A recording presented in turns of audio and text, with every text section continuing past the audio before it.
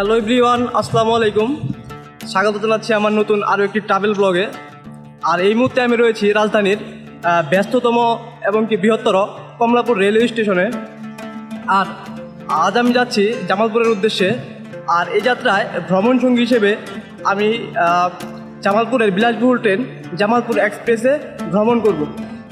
আর আজকের ভিডিওটি একটু বেশি স্পেশাল, কারণ জামালপুর হচ্ছে আমার হোম টাউন, সেখানেই বেড়ে ওঠা, বড় হয়ে ওঠা।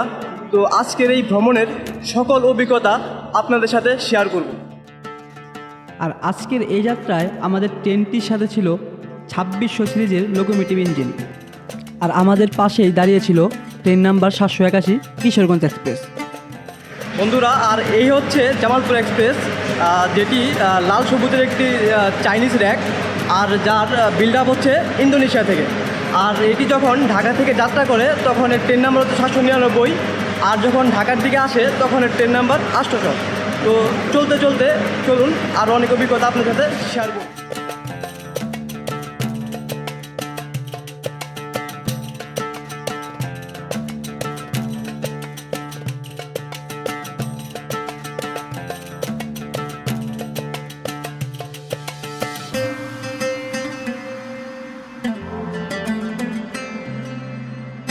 বন্ধুরা, নির্ধারিত সময়েই আমাদের ট্রেনটি চলতে শুরু করলো আমাদের গন্তব্যের উদ্দেশ্যে।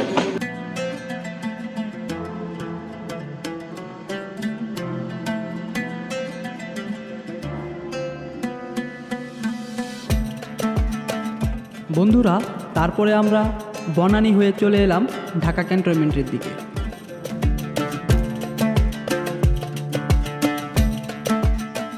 বন্ধুরা, তারপরে আমরা চলে এলাম রাজধানীর ব্যস্ততম ঢাকা বিমানবন্দর রেলওয়ে স্টেশনে।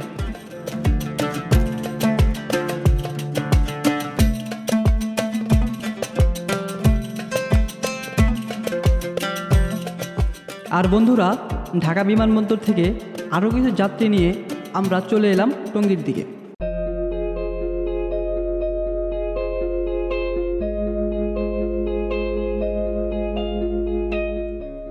আর বন্ধুরা, এই জায়গাটি থেকেই ভাগ হয়ে গেল রেলওয়ে চট্টগ্রাম ও সিলেট বিভাগ।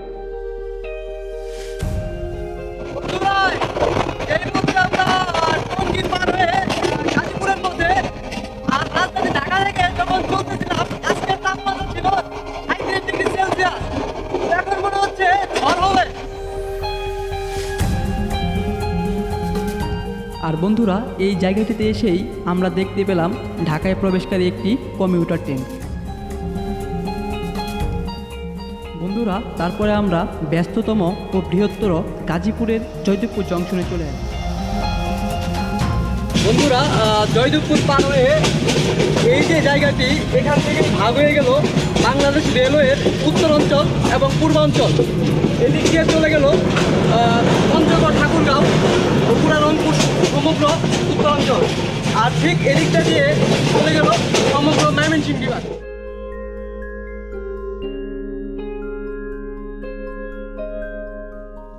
বন্ধুরা, যতবারই আমি এই পথটি দিয়ে যাই না কেন, দুই পাশের এই সারি সারি গাছ আর এই বন আমাকে খুবই মুগ্ধ করে।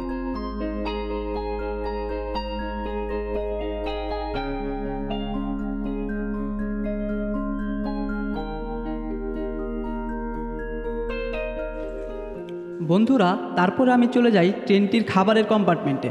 আর এই ট্রেনের খাবারের বক্সটির মধ্যে ছিল 2 পিস ব্রেড, কাটলেট ও একটি চিকেন, আর সাথে একটি টমেটো সস। আর এই বক্সটির দাম নেয় 150 টাকা। আর খাবারের মান ছিল মোটামুটি। আর বন্ধুরা, ট্রেনের খাবারের মান যেমনই হোক না কেন, ট্রেনের চাটা বরাবরই আমার হৃদয় ছুঁয়ে যায়। বন্ধুরা, তারপরে আমরা চলে এলাম গফরগাঁও জংশনে। আর এর মধ্য দিয়ে আমরা প্রবেশ করলাম ময়মনসিংহ বিভাগে।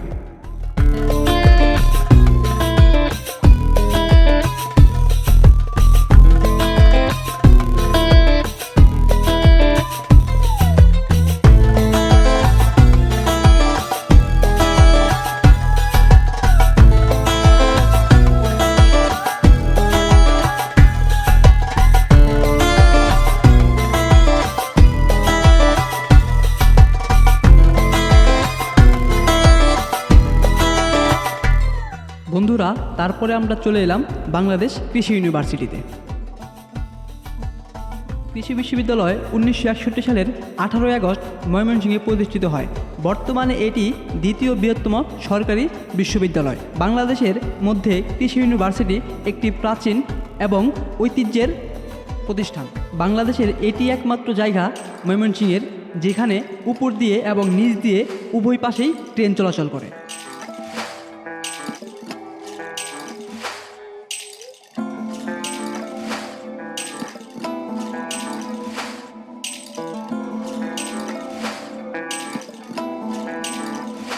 বন্ধুরা, চলতে চলতে আমরা চলে এলাম ময়মনসিংহ বিভাগীয় রেলওয়ে স্টেশনে।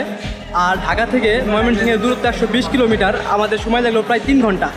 আর এখান থেকে আমার গন্তব্য আরও 80 কিলোমিটার, সময় লাগবে প্রায় 2 ঘন্টার কাছাকাছি।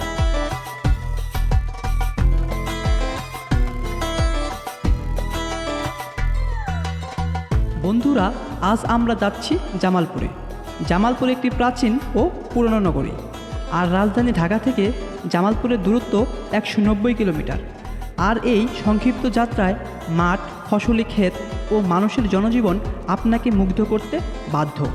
এখানে গ্রামীণ পরিবেশের সাথে সাথে মানুষের বৈচিত্র্যতা লক্ষণীয়। আর আমরা ছুটে চলি বন, গাছপালা ও অসংখ্য ফসলি জমি পাড়ি দিয়ে। আর এবার আমি প্রকৃতিকে আরও কাছ থেকে দেখার জন্য চলে এলাম। চলুন আপনাদের এবার কিছু তথ্য জানিয়ে দিই।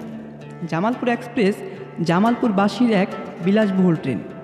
এই ট্রেনটি রবিবার ব্যতীত সপ্তাহে 6 দিন কমলাপুর স্টেশনের 1 অথবা 2 নম্বর প্ল্যাটফর্ম থেকে সকাল 10টায় জামালপুরের উদ্দেশ্যে ছেড়ে যায়।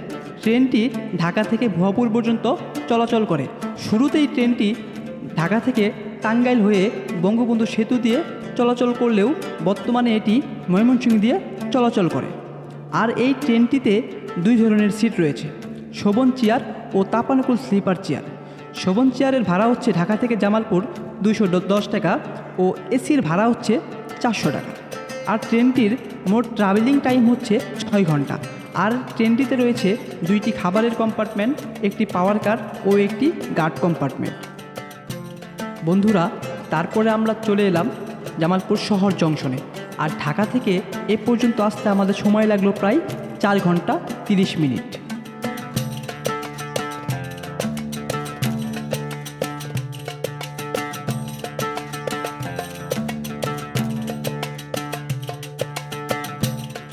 আর বন্ধুরা, আমার বাসা যেহেতু সরিষাবাড়িতে, আর এটি হচ্ছে জামালপুর থেকে 30 কিলোমিটার দূরে।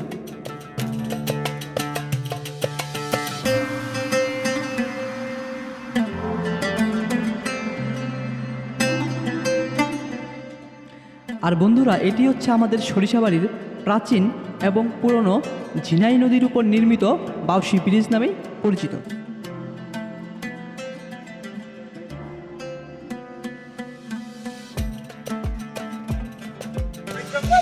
বন্ধুরা, অবশেষে চলে এলাম আমার গন্তব্যে।